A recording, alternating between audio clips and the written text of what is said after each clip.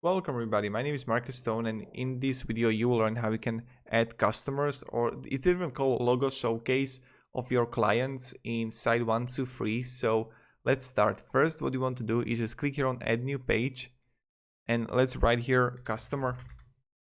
And you have three options, so you can go with the slide one or with this like square customers, or customers two, which is like this one here. I like the first one, so I'll just edit it. And we see it right here. These are my customers. Now what you want to do is just click here on manage page.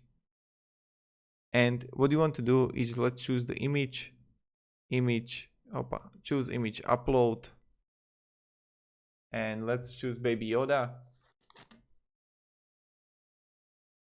If you want, you can also add text here. Alternative, I'm not going to do that. And you can link it so someone can click on a Baby Yoda and he will get to the Mandalorian or Star Wars web page. So that was like lame joke. Let's click save and close. And you can also add new items. That's like also really simple. And I think you understand it, how to do it. So yeah, and now you can see it here.